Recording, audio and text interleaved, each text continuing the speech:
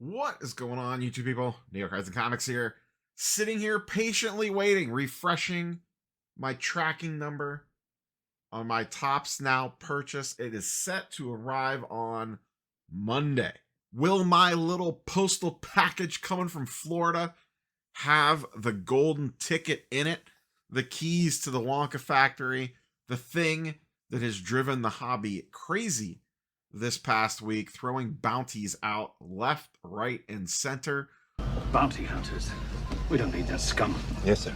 Upping each other, one-upping each other, irrevocable bids, fly it to the shop, we'll pay a $10K just to get it here.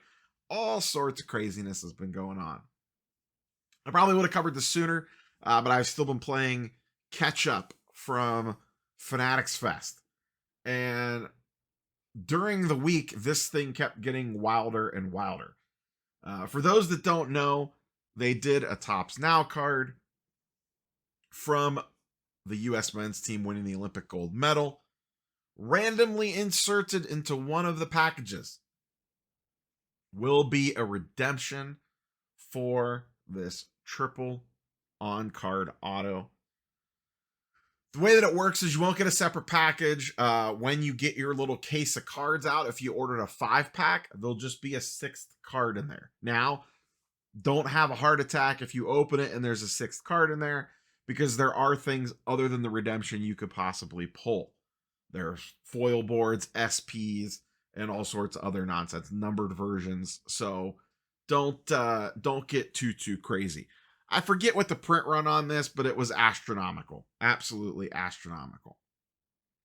But now it is bounty season.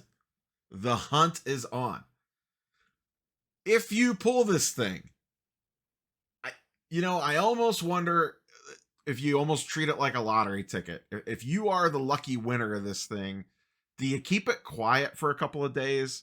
Do you reach out to a lawyer or a CPA or a financial advisor and say, hey, I hit this thing, what's the next logical steps here? Because everybody and their brother seems to want this card. And if you're lucky enough to hit this and you post it on social, be ready. Be ready. You are free to use any methods necessary, but I want them alive. No disintegrations. As you wish. You might think all the clicks, the views, and the likes, etc. would be fantastic, but make sure you got a plan in place if you hit this thing to at least vet it, or maybe, figure out a way if there's to go through a third party so someone doesn't know that you are the one that hit it. But I get it. It's an attention-driven business, and people want to be out there. More power to you if that's the route that you take. So I guess my first real quick question for all you boys and girls is if you hit this, what are you doing with it? Are you selling it or are you keeping it? I don't care which bounty offer you take, but just in general, are you selling it or are you keeping it? My lean would be to sell it. It's a great card. It's cool. It's worth way more money than I want tied up in a single card. I would rather cash out, go buy some things I am truly passionate about, and then go buy a new house. I mean, that's the kind of money that we're talking about here. I mean, this is going to end up going for insane amounts of money. The highest known bounty at the time of recording, I'm recording this Friday night, that I have seen, someone can correct me if I'm wrong, I believe is Grand Slam Collectibles is offering $500K. Now that's straight out the door. I believe Jeff Wilson's is a minimum of $250K. But then it'll go to auction, I think, at Sotheby's, backed by Fanatics, if my memory is correct on that. And that's kind of where I want to take this. The bounties on some of these big cards are, I think we all kind of have to remember, not that they're not real, because the people, once you go public, you're kind of tied to that, or you'll be shamed forever if someone tries to cash it in and you decide not to pay. But let's not forget, in a lot of cases, these bounties are just elaborate marketing ploys for the auction house, the individual, the shop, whatever the case might be. Or it's, a little bit of both. They do actually want the card, but they can also get a bunch of pub out of it. by getting out there, because then everyone's writing stories, everyone's doing videos. Oh my God, guys, did you see so-and-so over there wants the thing and they put a huge bounty out on it? And then everyone does the thing, and then the videos are made and social posts, and Darren Ravel's tweeting about it, and oh my goodness gracious, and you get all this extra attention, and maybe someone doesn't even cash the bounty in. So all of a sudden, you got all these eyeballs for a couple of days, you stole the news cycle for a day or two, and you don't have to actually pay anything for it. Especially if you come out kind of early. And I don't, Jeff Wilson's initial 150K seemed a little light to me. And now he doubled down. He went up again, but someone's come over the top of him. But if you get out super early with a reasonable-ish number, but that isn't going to be good, or that someone's going to come over the top of,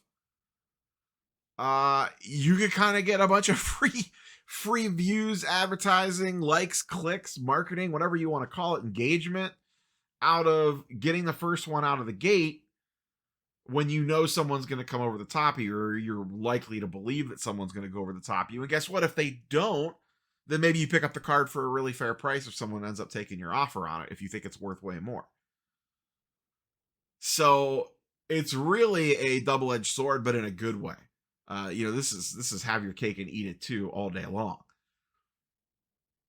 Now, we'll see what happens. I'm surprised, actually, that, 500K is a pretty good number for this, and I'm bad at high-end stuff. It's just not a world that I live in. I don't understand those problems. It's just play money for a lot of those people. I guess 500K feels like a pretty solid price for an ultra-modern 1/1. A lot of interesting angles on this card. It being the first Topps card, and the first LeBron Topps card, rather. The first time all three of these guys have been on it together. The first time LeBron and Curry have been on a card together. There's a lot of interesting aspects to it, and these are really three of the best players of this generation, if not the three best. I mean, LeBron's clearly the best of this current crop, if not one of the best players ever. In some people's minds, the best player ever. But regardless, he is towards the top of the mountain, no matter pretty much where you stand, unless you're just a straight up LeBron hater, which I'm sure you've already commented 5 times on this video. But these are the three best players of this current generation, and their reign of terror is winding down, if it's not over already, as these guys kind of age out. But for a large chunk of their careers, they were it. And have all their autos on card together is pretty cool. Now, could they do something like this again? Sure. When they get the NBA licenses, could they put LeBron, Curry, and Durant on a Topps Dynasty 1/1 triple auto, or Topps Sterling, or Topps Transcendent, or pick whatever high-end product that you want? Absolutely they could. They absolutely could. Now, it might not be in USA Basketball. It might be them in their own individual uniforms. But let's not pretend like this is going to be the only triple auto ever in existence of these three players. Now, the flip side of that is there's not going to be a ton of these things. It's not like they're going to print these things like candy.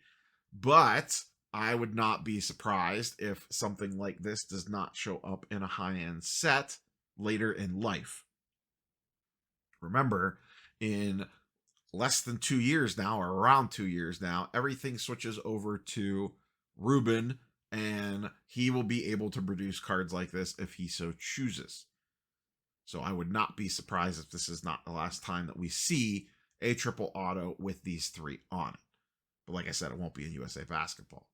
Most likely. It could be. I don't think they'll do that, though. They won't want to water down this particular card, because there's other ways that they can make the card without assaulting this one. But this one will always be the first one. There is no getting around that. So that will always have a little bit of appeal to it. But the chase for this thing is real. And as I said in the initial video when this card was first announced, smart all the way around. Fantastic job from a business perspective. Topps sold a bajillion of these things. I think someone loosely ran the numbers. It was like $6 to $7 million or $5 to $7 million or something that they potentially got off of just printing the Topps Now card. That's, that's all incoming. So I don't know what their cost basis is to print a Topps Now card. I can't imagine it's very much. And then they already have the licensing agreement and all that stuff. So they probably did pretty well on this whole thing, and it got everybody talking about it. You cannot deny that.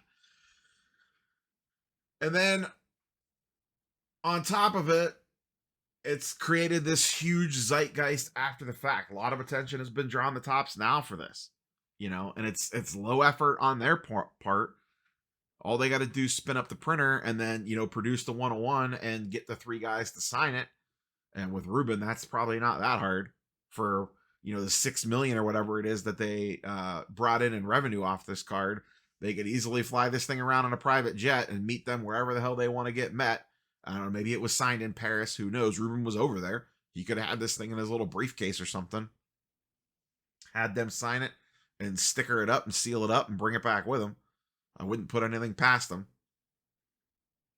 But overall, it is a really, really cool modern card. We'll see what happens next week. The lottery tickets are literally in the mail as we speak. Imagine if the package, the little envelope making its way through the USPS system right now, the one that has the redemption in it, gets lost.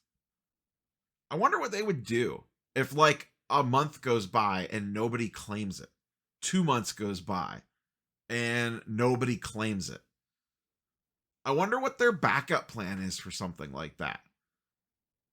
That's interesting. That would be really interesting. If a few months go by and this thing's unclaimed, that would be crazy. And I don't know, does Topps have to make it public if it was claimed or not? Probably not. So if you really wanted to stay incognito, I'm sure there's maybe a way you could do that, have the card claimed, but not publicly say that it was ever claimed. Would Topps release that information? I don't know. Could this card exist in someone's collection and literally there's just mystery around whether it was ever claimed or not? Oh my, if this thing doesn't get claimed within the first couple of days, if it's not public, the tinfoil hat brigade is going to be riding hard. Get to Sam's Club and Costco now and stock up, baby. Because if no one claims this thing in like the first week or two, people are going to be going crazy. I almost hope it happens just to kind of watch it unfold. So, as always, curious for your thoughts and comments down below. We will catch you boys and girls tomorrow for the weekly sports card market update. Back in action for the Sunday video. Peace.